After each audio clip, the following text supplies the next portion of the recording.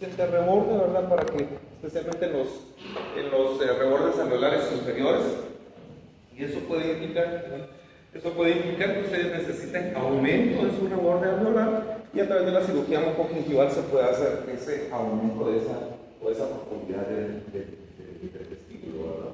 ¿Sí? Ahora, ¿en qué principios se basa la cirugía oncogingival?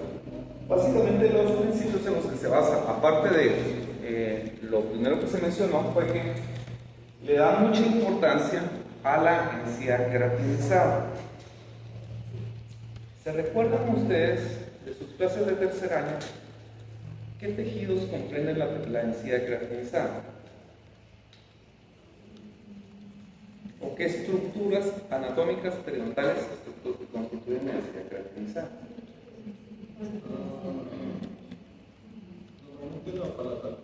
De por sí, en toda el área palatina es queratinizada. ¿Y en el área bucal? La encía adherida. ¿Solo la encía adherida? Tenemos que recordarnos eso. Ese principio es importante. No solo la encía adherida, porque muchas veces nos confundimos. ¿Solo la encía adherida es queratinizada? No.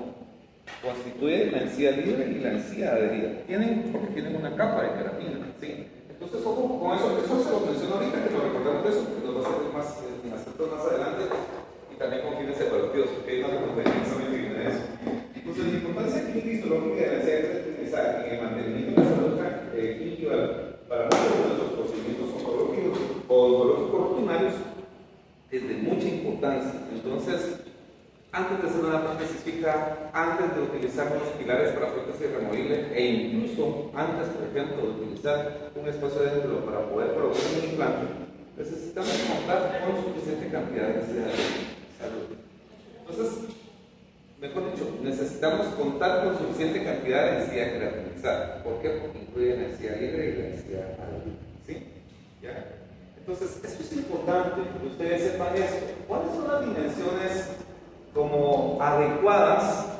Esto se pregunta de examen. ¿Sí?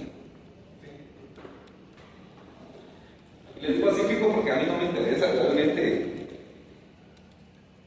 cuántas buenas o cuántas malas puedan sacar. Pues al final de cuentas, 88 estudiantes ahorita se fueron a EPS. ¿Sí? ¿Verdad? Que yo me recuerde de ellos quiénes de quinto sacaron 90, cuándo quieren sacaron 100, o aquí me ponché en la ficha clínica. O sea, lo que más me importa, yo creo que les va a importar a ellos fue, ya se fueron, se van al EPS.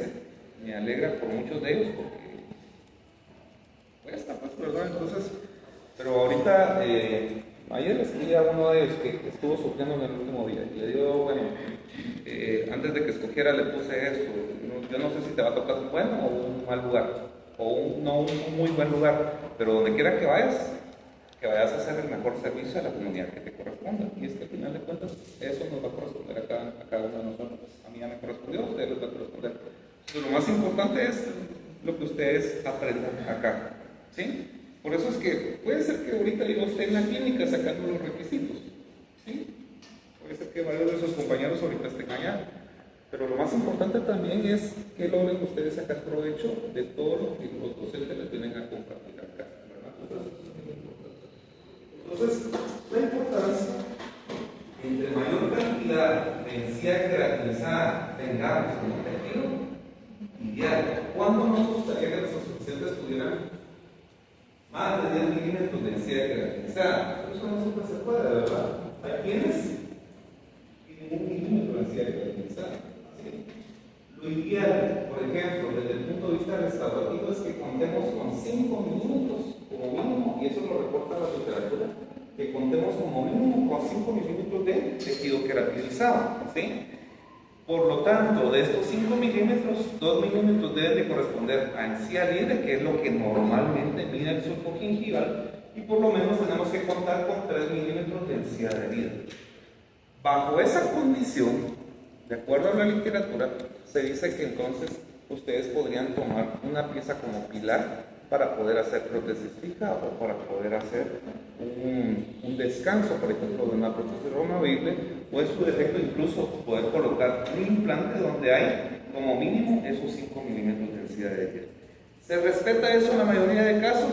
Algunas veces sí, algunas veces no. Hay veces en la mayoría de veces no se toma eso en cuenta y es un aspecto importante. ¿Para qué? Para que posteriormente no vayan a existir algún tipo de problema. ¿Se les quedó esto? Esto no es, les iba a decir esto con fines de examen, pero no es con fines solo de examen, es con fines de la vida misma, la vida del proceso.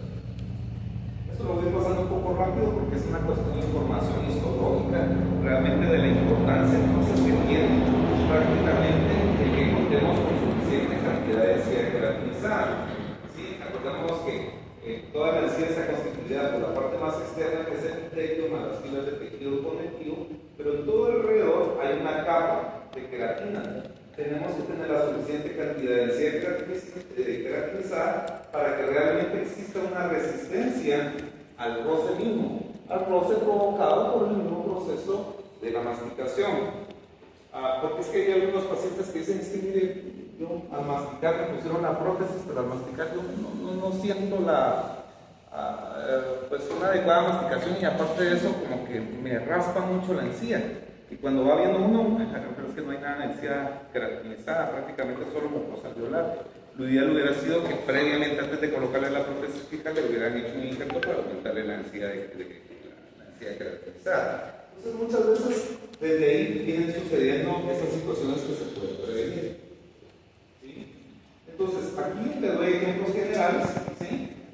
Lógicamente acá, ¿sí? Aquí no hay nada de encía ni adherida y por lo tanto ni queratinizada. ¿Cómo se puede solucionar? Muchas veces haciendo procedimientos para aumentar la encía adherida o encía queratinizada. Esta es una fotografía mía, por eso la puse acá, ¿verdad? Sacada de esta publicación. Pero muchas veces previo a colocar los implantes o durante la colocación de implantes recurren a eso, hacen injertos para aumentar la encía adherida, porque saben muy bien, especialmente si se colocan implantes y más aún si se quedan roscas expuestas, muy probablemente el paciente va a desarrollar una periimplantitis. ¿Sí? La va a disminuir la posibilidad de que desarrolle una periimplantitis siempre y cuando exista ese aumento de la banda de encía adherida o encía queratinizada.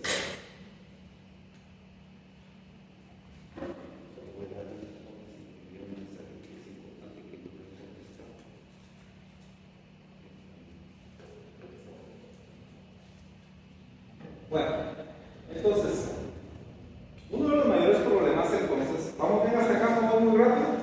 ¿Sí? Voy a tratar la manera, Juanes, de no hacer una clase tan larga, ¿no? Son dos clases las que vamos a dar. Básicamente hoy voy a tratar la manera de cubrir estos tópicos, el ejemplo puntual del vinculado, y el ejemplo que conectivo lo dejo para la otra clase, vamos a estar terminando a las 10. ¿Qué se dice? Que una charla, una conferencia, no debería pasar 45 minutos, sino el público en general se va, además aún cuando es solo clase magistral. Entonces, por eso yo no voy muy de acuerdo con clases de hora y media, ya se imaginan clases de 2 horas. Ya en los últimos minutos ya no se pone atención.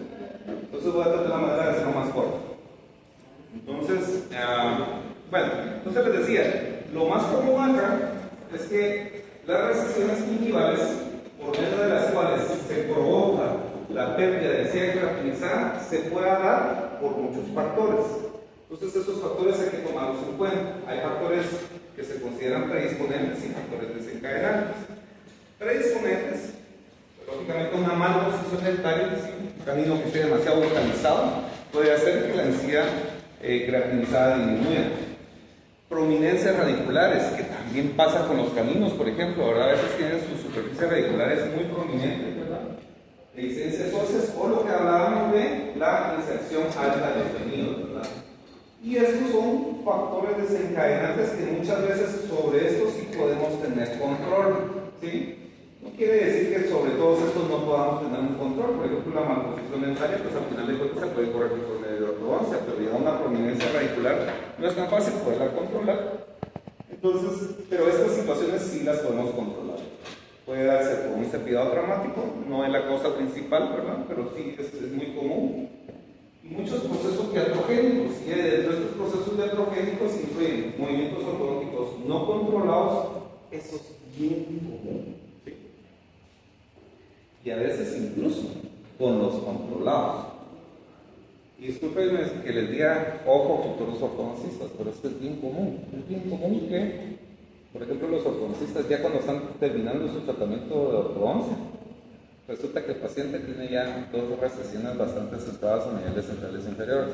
No sé si a alguno que ha tenido ortodoncia le ha pasado, pero resulta que cuando hacen la lingualización de los anteroinferiores, entonces, ¿qué es lo que hace la superficie radicular? Pues también sale hacia afuera, ¿verdad? Entonces, se pasa llevando toda la encía adherida y queratinizada y se expone a la superficie radicular. Entonces, lógicamente, a un principio el ortodoncista se puede asustar, incluso a veces, no porque esté haciendo fuerzas mal controladas, a veces las está llevando bien controladas, pero es casi un resultado casi seguro que va a pasar, casi seguro. Yo lo he visto, les digo yo, en un alto porcentaje de los pacientes con ortodoncia los he visto. Y después, pues, lógicamente llegan con la posibilidad de ver qué se puede hacer, pero lo más que se puede hacer son injertos para tratar la manera de aumentar la densidad queratinizada. Ya lo vamos a ver. Pero muchas veces nosotros como dentistas podemos contribuir a eso. Márgenes protésicos subgingivales. Ustedes ingresan mucho a través del surco y no hay suficiente cantidad de densidad queratinizada, seguro se produce una recesión y aquí se vuelve a repetir eso. Entonces todo eso son factores que pueden contribuir. Pero voy a pasar rápido sobre un caso de ejemplos que a veces pueden suceder con lo que hablábamos de márgenes protésicos subgingivales, ¿verdad?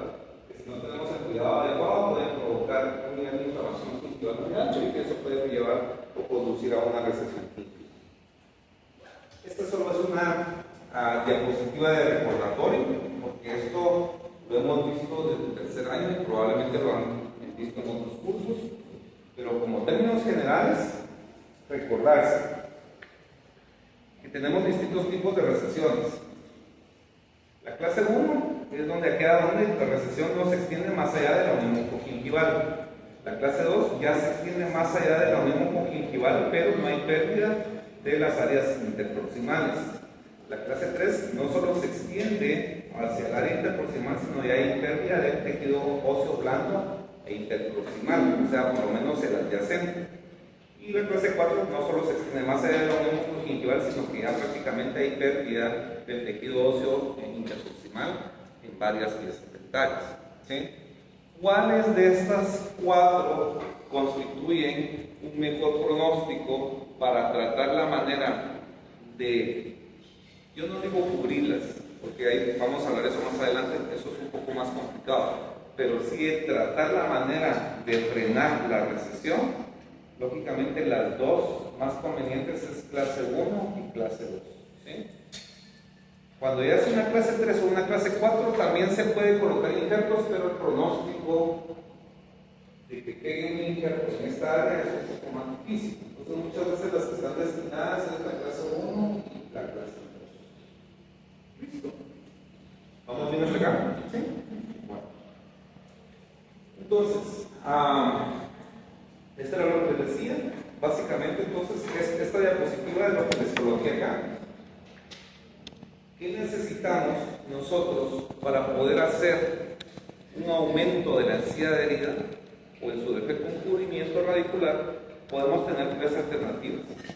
O hacemos un injerto gingival libre, y se llama libre porque básicamente se puede extraer del paladar y queda totalmente, pierde totalmente su vascularización en el momento que se saca completamente del paladar. Por eso se llama un injerto libre. ¿Sí? Un pediculado, el pediculado es aquel que por ejemplo, se hace con ciertas incisiones en una pieza adyacente, no se le quita la base al injerto, es decir, sigue teniendo su vascularización y solo se desplaza de manera lateral. Se llama pediculado porque no pierde, digamos, su inserción, es decir, siempre va a tener una base al tejido. ¿Sí? Tiene sus ventajas y sus desventajas. Y los injertos de tejido conectivo, que básicamente también son como injertos libres, pero estos se sacan más profundamente del paladar porque es exacta o específicamente el tejido conectivo que está por debajo del epitelio el que se va a extraer.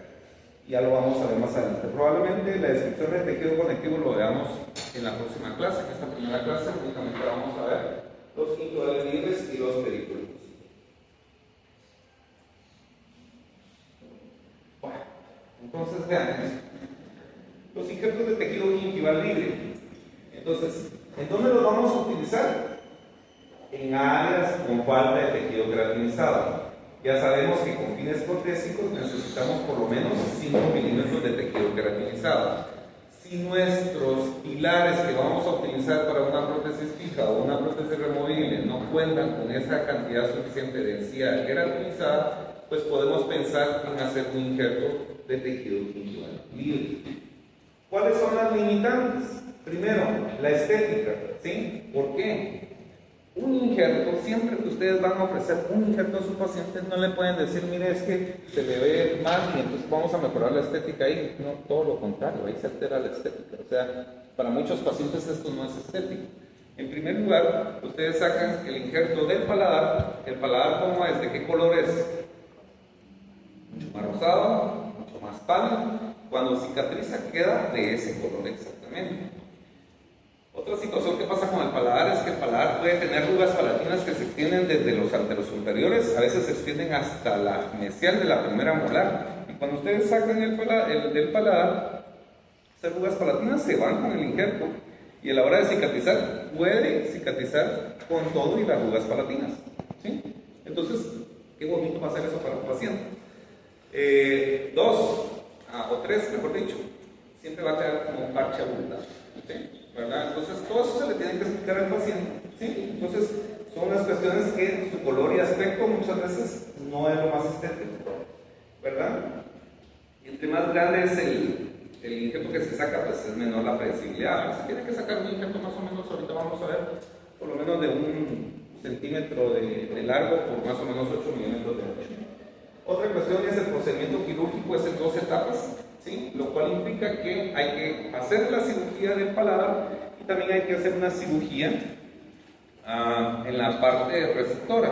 Entonces son 2 procedimientos gingivales o periodontales y el problema es que puede ser muy incómodo o doloroso para el paciente. Suplemento sanguíneo pues es limitado porque desde que se saca el injerto se pierde la vascularización.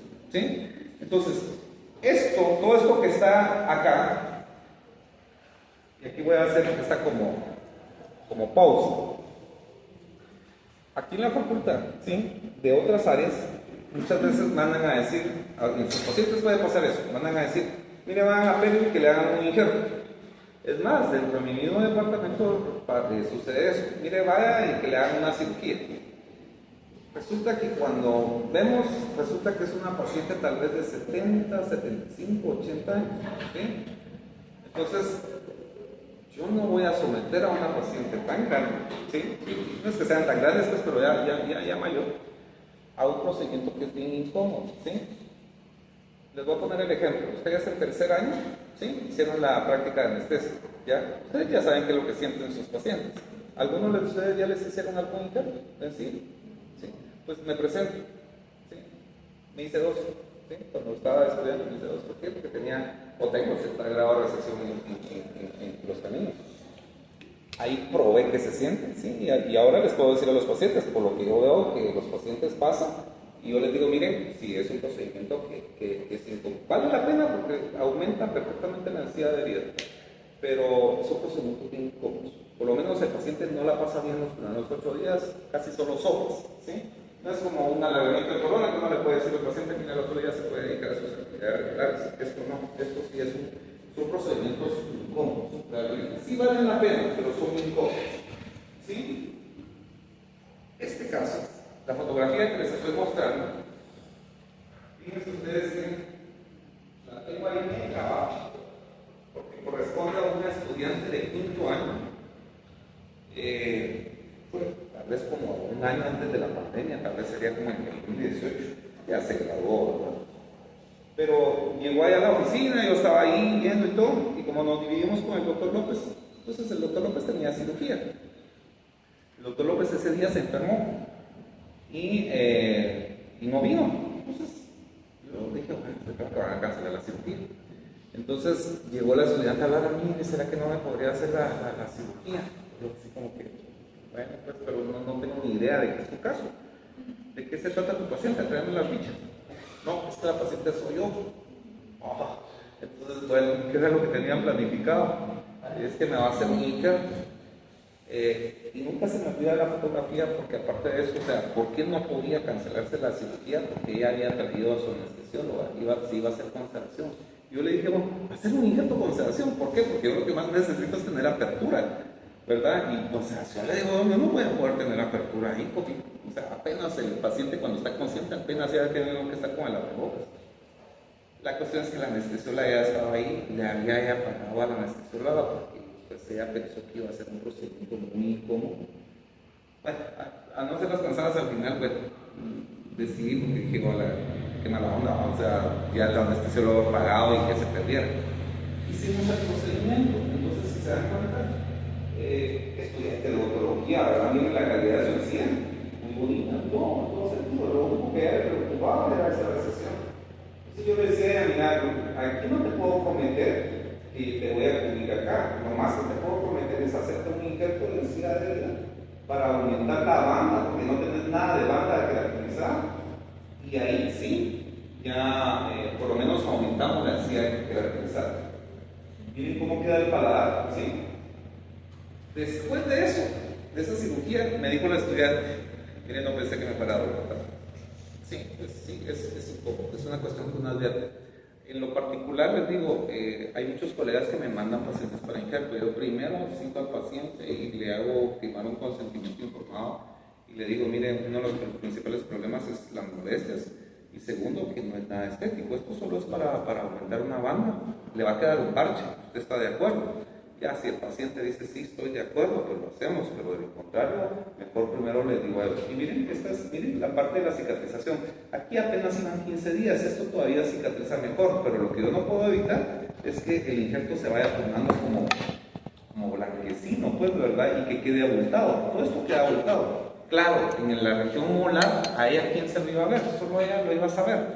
Pero si es alguien que demanda tanta estética, puede ser que hasta esto le moleste, ¿verdad? Y afortunadamente, pues aquí la recesión que está acá, eso sí, como le dije a la estudiante, no se lo voy a poder cubrir, pero por lo menos ya frenamos de que el injerto ya no vaya a permitir que esa recesión se vaya a hacer mayor. Entonces, esto es una fotografía excelente para mostrar que cuáles son las pretensiones del injerto, aumentar la banda de encía de injerto. Con el paladar no es lo mismo porque si bien es cierto, lleva su tiempo, aquí por lo menos ya lleva 15 días de cicatrización. Lleva su tiempo, más o menos se alcanza un cierre completo a los 2 meses, ¿verdad? Listo, ¿cómo vamos? No les quiero enseñar totalmente, apagar totalmente el piso.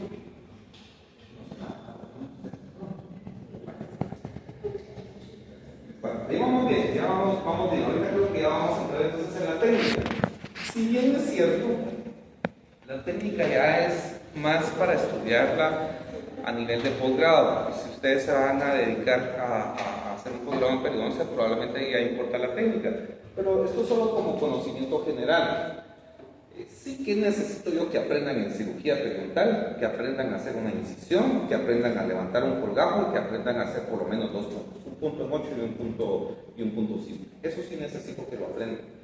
Y digo necesito porque yo sé que en algún momento lo pueden llegar a necesitar, ¿sí? En su clínica o con el EPS, ¿verdad? Ya un injerto, a eso sí, ya les digo yo, miren, estudien el posgrado, ¿sí? ¿Verdad? Pero en la técnica general, básicamente lo que necesitamos es primero hacer la preparación del lecho, ¿sí? Del lecho receptor. Pregunta de examen, ¿qué se hace primero, el lecho receptor o el lecho donante? ¿Qué se prepara primero? Lecho receptor, ¿verdad? Entonces en el lecho receptor básicamente lo que hacemos son una incisión horizontal y una incisión vertical, ¿sí? De aproximadamente 1 centímetro de largo por más o menos unos 8 milímetros de ancho. Aquí entonces se aplica lo del colgajo parcial, ¿sí? Aquí no vamos a levantar nosotros un colgajo de espesor total, sino que un colgajo de espesor parcial. Porque lo que queremos es solo dejar expuesto de dióxido. No tenemos que dejar expuesto el hueso, ¿sí? Luego de eso ya nos vamos a la selección del sitio donante, ¿sí? Generalmente el sitio donante se toma a partir de, se puede tomar a partir, digamos, como del área aquí lo están tomando desde el área mesial de la segunda molar, pero por seguridad a veces es mejor tomarlo a partir del área mesial de la primera molar. Y ahí ustedes se pueden extender hasta los premolares, ¿sí? O bien se pueden llegar hasta la superficie distal de los caninos. Casi solo ahí se hace 1 centímetro de longitud. ¿Sí? Es importante tomar en cuenta las consideraciones neurovasculares, ¿verdad? Por eso les decía yo, a veces es mejor tomar el injerto general, principios generales. Se hace una incisión horizontal y esa incisión horizontal por lo menos debe estar 3 milímetros por debajo del margen gingival. Mejor si se tomara a partir de mesial de la primera molar, ¿sí? Porque acá se encuentran estructuras o vasos sanguíneos importantes. Por ejemplo, aquí está el agujero palatino posterior, por donde emerge la arteria palatina anterior. Si hago una incisión que puede ser relativamente muy profunda, puede ser que corte esa arteria. Ya lo he visto. Sí, ya lo vi una vez y sí nos asustó. Y eso fue cuando estábamos haciendo el posgrado. Mi compañero empezó, claro, estábamos en el proceso de aprendizaje, ¿verdad? De sacar injerto. Le tiembla a uno la mano cuando estábamos sacando el injerto por primera vez. Y mi compañero hizo la incisión tal vez un poco más atrás y cabal, empezó a quedar, o sea, sí, de plano nos pasamos llevando la arteria palatina anterior. Afortunadamente son arterias que no son tan grandes, ¿verdad? Pero sí nuestro instructor en ese momento, Gasas, y nos ayudó a suturar y ahí lo dejamos, ya no seguimos, ¿verdad? Pero sí se asusta uno. Entonces es importante mejor empezar más hacia adelante para que no haya riesgo de lesionar esa arteria.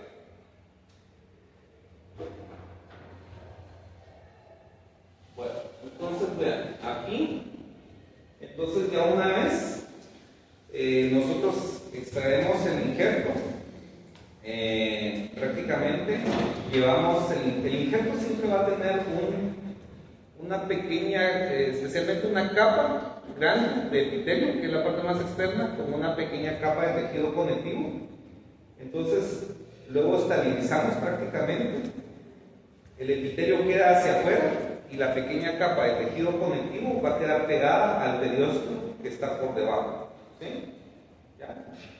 Entonces, básicamente, después de eso, de que ya se ha estabilizado, ¿verdad? Miren, acá, por ejemplo, como les digo, todo esto también ya tiene nivel de posgrado, pero en general, para que ustedes sepan, cuando se pone un injerto, nosotros aquí en la facultad acostumbramos solo a ponerle 2 puntos de sutura, uno a cada lado.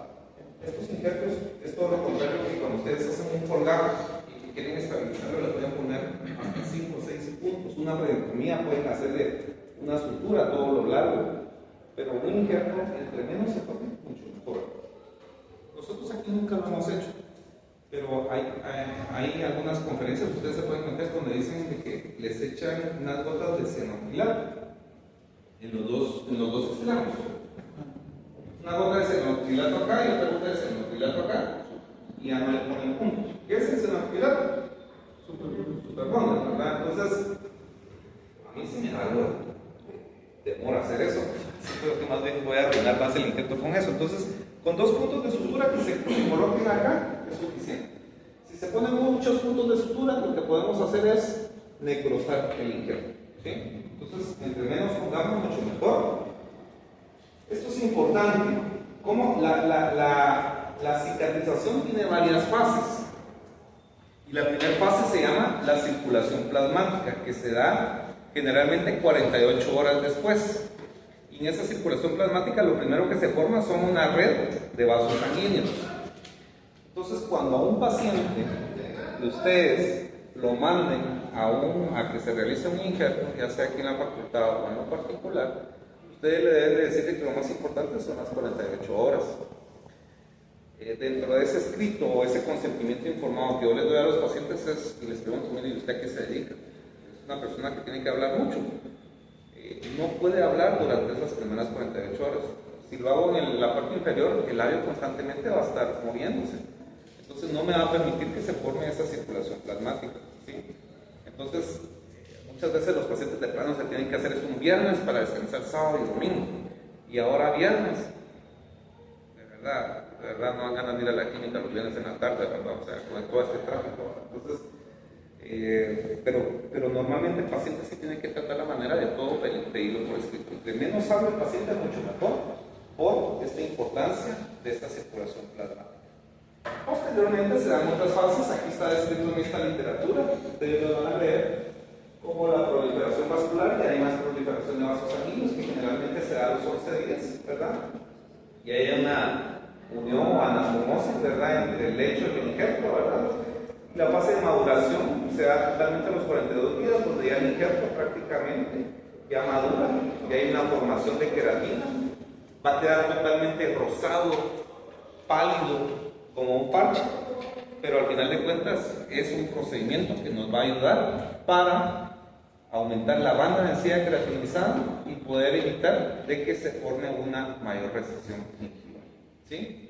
Esto de las fases de cicatrización es importante, aquí están descritas, ahí las leen, al menos para saber los nombres de cada una, porque en algún momento pudieran preguntarse las interesadas. ¿Sí? ¿Vamos bien hasta acá? Ya vamos bien avanzados. ¿Y qué tejido? ¿Cuáles son las complicaciones? Complicaciones todos tenemos desde el momento de hacer una simple restauración de una resina clase 1 oclusal, una amalgama clase 1 oclusal. Desde el momento que hacemos algo, un PIC, una resina, desde ahí ya podemos tener complicaciones. No digamos con eso.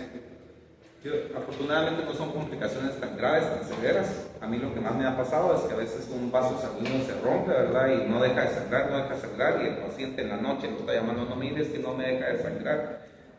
Y al otro día uno tiene que volver a ver al paciente, suturar, ¿verdad? Entonces son cuestiones que a veces pueden pasar. Pero en general, aquí las complicaciones es que sí puede haber hemorragia. ¿Sí? En estos casos, casi obligatorio, debería ser en todos los casos, como lo hacemos acá. Mandamos exámenes de laboratorio para ver sus pruebas de coagulación, pero aquí es más que obligatorio mandarle a hacer pruebas de coagulación al paciente. Puede haber un extremo dolor postoperatorio, ya sea en el paladar o en el lecho receptor. Cualquiera de los dos lados se puede quejar el paciente, algunos se pueden quejar de los dos lados. Esto, miren, puede haber necrosis del injerto, ¿sí? El injerto puede ser que no pegue. Son de las advertencias que uno tiene que darle al paciente antes de hacer el procedimiento. Decirle, miren, existe una remota posibilidad, una tasa de porcentaje de fracaso